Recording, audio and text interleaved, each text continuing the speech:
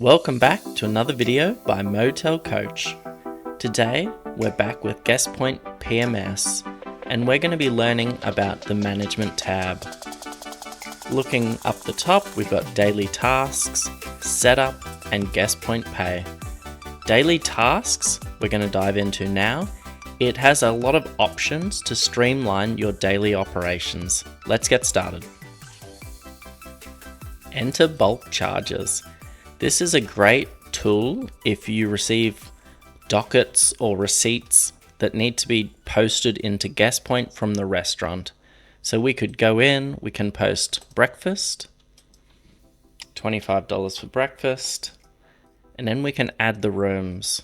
Candace had it, Alistair Jones had breakfast, Norris Norton had breakfast, and John Mack had breakfast. And then we're going to save that down. When you've got a lot of posts for the same item in particular, it will save you a lot of time to use enter bulk charges. Let's look at housekeeping. Today's schedule. This is a great way to allocate housekeepers to tasks within your motel. You can allocate rooms, and you can also allocate public area tasks such as reception or the swimming pool. To start, we're going to expand housekeepers and general notes, and we're going to select the housekeepers that are rostered on for the day. I'm going to put on Amelia Rogers is coming in and John Cooper is coming in. We can then reduce down housekeeper and general notes. Now you'll see that the two housekeepers I've selected are available to be allocated to tasks.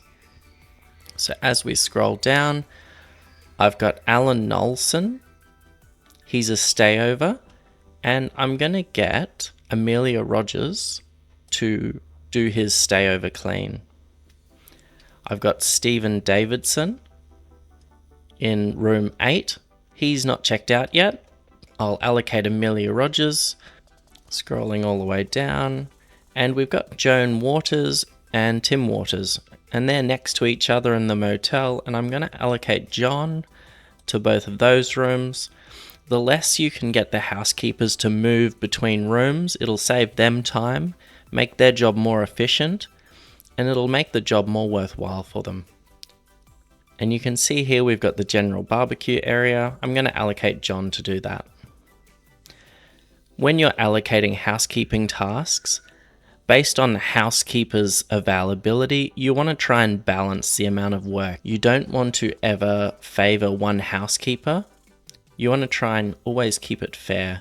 It's easy to cause disruption within the team when one member might feel a bit left out.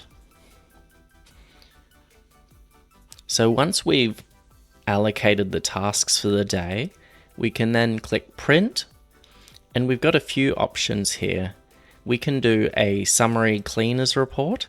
This report will provide a summary for each housekeeper for what tasks they're allocated. This is a nice simple one, and it takes out all of the details that they won't need for the day. So we've got Amelia Rogers has her own A4 sheet. We can print this one and provide it at the start of the day. We've got John Cooper on the next page, so we can print this one, and it's not overlapping, so the housekeepers won't know what the other housekeepers have been allocated. I'm going to close that one down, and then we've also got the option to print either a detailed cleaners report, which will give more information to them, or we can do a summary report for ourselves or a detailed report for ourselves. This will give us what all of the housekeepers have been allocated, and it will be a good reference for the end of the day. Before the housekeepers go home, we want to always tick off to ensure that they've cleaned all of their allocated rooms. The last thing you want is for the housekeepers to go home and then to find out that you've actually got some rooms that are dirty still. Within this area, we've also got the option to make a room priority. This means if we're expecting a guest to arrive early, it will just flag it to the housekeeper. It's also always worthwhile to communicate directly with the housekeeper and highlight the priority rooms. The next section we're going to look at within the housekeeping section is we've got EST and ACT. This is estimated time for this room to be cleaned, and then we've got actual time for this room to be cleaned. So if we look at room 7, it's a stay over clean, so it's just a short clean. We're going to generally be neatening up the bed, taking out the rubbish, and maybe wiping away surfaces. So it's just a short clean of 10 minutes. Depending on how long Amelia Rogers takes to clean this room, we're going to then put in actual. So she might have taken 20 minutes for that one. We can then mark it as clean, and then we're going to save it. Rollover. The rollover is a very important part of the daily process in any motel, and with GuestPoint, it must be run every day. The rollover will perform functions including posting all of the room charges and any selected future charges. It sends pre-stay emails and pre-stay guest text messages, and it will also send post-stay emails. Without completing the rollover, these processes aren't completed and your system just won't match up. Ideally, in the best case scenario, you would run the rollover after you've completed all of the checkouts in the morning, but before you do any check-ins in the afternoon. So in daily tasks and rollover, we click on today's rollover, and you've got two options. You've got standard rollover or automated rollover. Standard rollover is the standard way to do it. It allows you to ensure everything is correct before you process the rollover. Once you start to roll over with errors, it becomes harder to troubleshoot and fix those problems once the system's been rolled over. The automated rollover allows you just to set a default time and it will automatically roll over at that time every day. We're now going to click on the trial balance. The trial balance shows you all of your financial details since the last time you've rolled over. We start at the top and we've got all of the charges. These are things that have been posted in GuestPoint. So it would be breakfast, room charges, lunch, and then you can see at the bottom we've got net revenue for that period since the last rollover has been completed. As we scroll down, we've got payments, and it's broken down by payment type. You've got American Express, cash, EFTPOS, MasterCard, for example. This section here, we're going to match up against your rollover on your EFTPOS machine.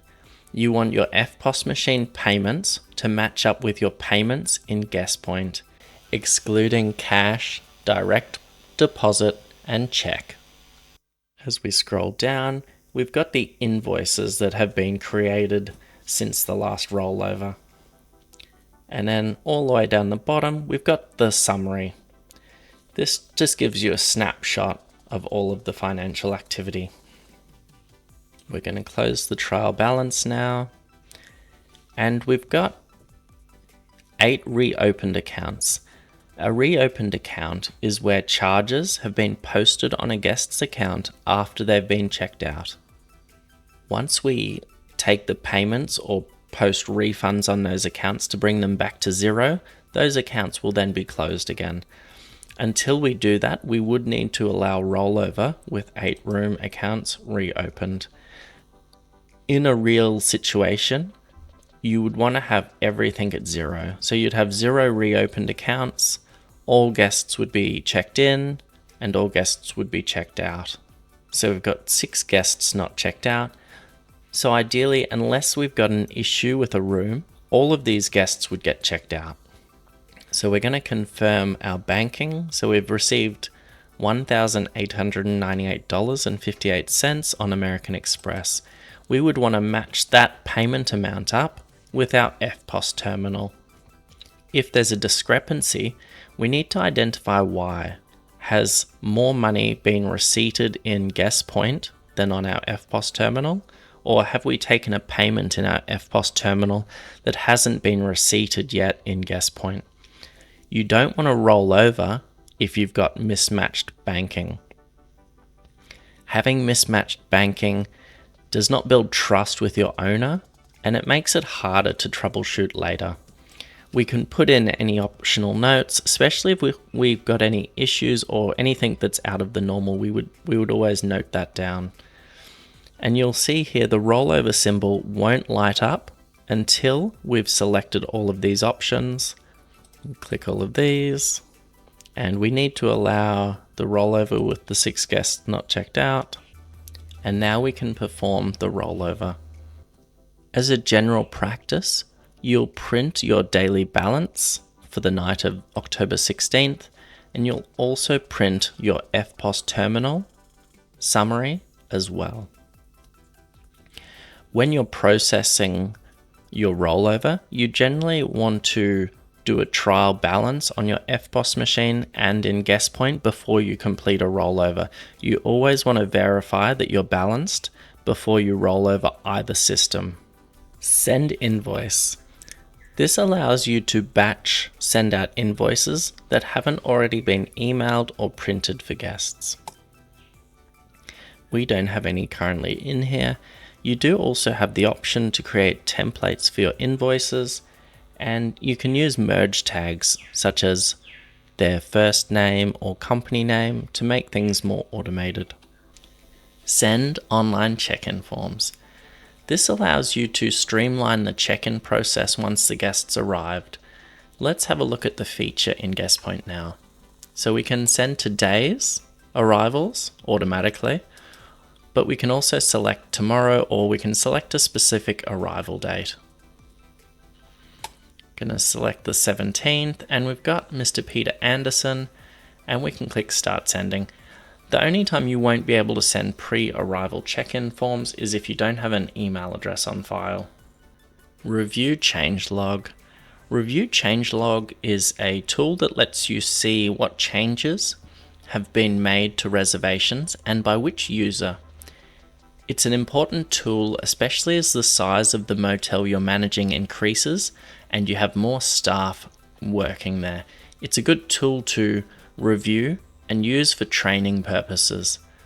If we open it up now, and we can see here, so we've got the reservation number and the guest's name and company, and then you can see the old value and what the new value has been changed to.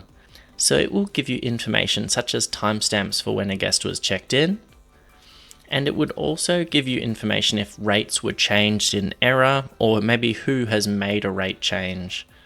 We can select by a specific user, can put in myself, and we can also put in specific date ranges.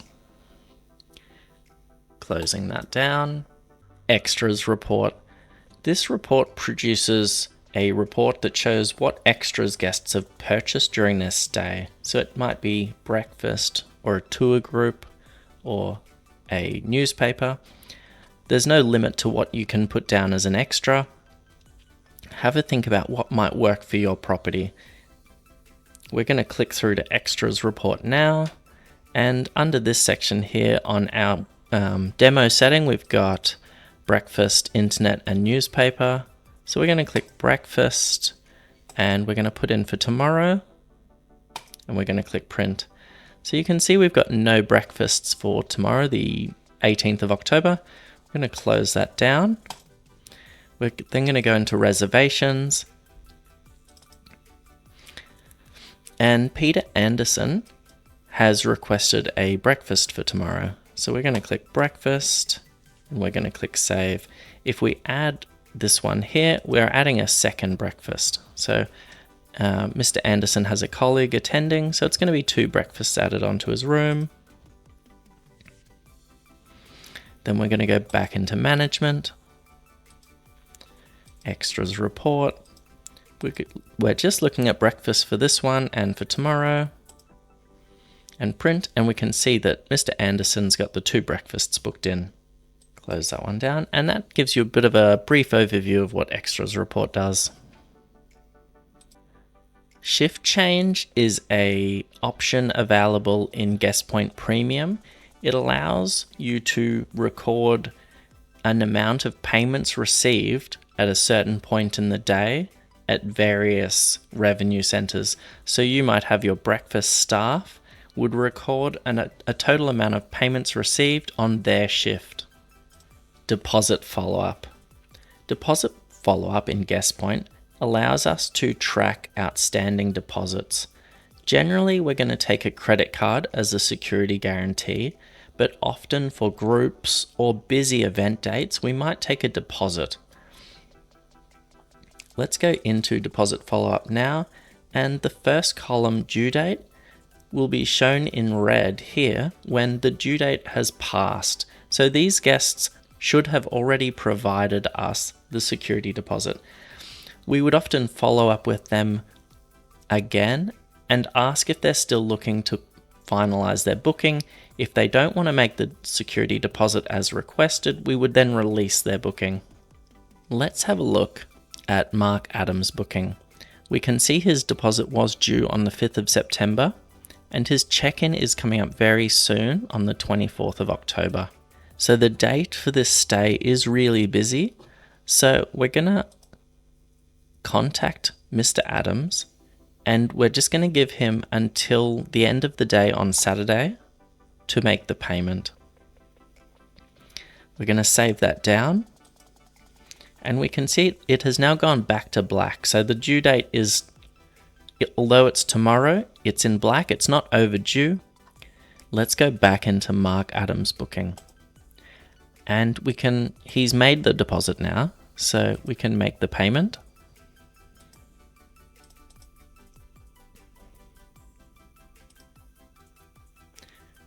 And once we've receipted that payment, then we can just untick this deposit required.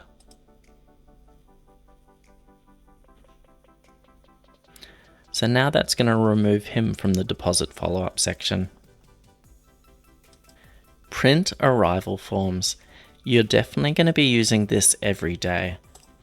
So we can click on there and we can select from print today's, print tomorrow's, or print blanks. It's a really good idea to have blank registration cards or arrival forms at reception. You never know when your printer might break down or your system might go down. So let's print today's, and we're going to do it by room number and print. Once we bring up the registration card and print it, we like to highlight the key areas that we request from the guest. So we want to collect an email, a mobile, a postcode, and a company. Each motel will have different requirements for what they want to collect for their marketing purposes. We're then going to close that one down. When you're printing arrival forms, it will have the room number attached. So keep in mind, if you're shuffling rooms around, you might need to edit or reprint arrival forms. So you're generally better off to print arrival forms once your room allocations are fairly set for the day. You can also trial different ways. You can print by guest. Once you're printing alphabetically by guest, it means that it'll be easy to find a guest when they indicate their name. So we've got Peter Anderson first, and Peter's the only guest we've got checking in today. Review credit card log. Now, in a small motel, when you're first starting out, as the manager, you might be the only one who is using GuestPoint PMS. So you're not going to need to worry about credit card security issues from other staff logging in.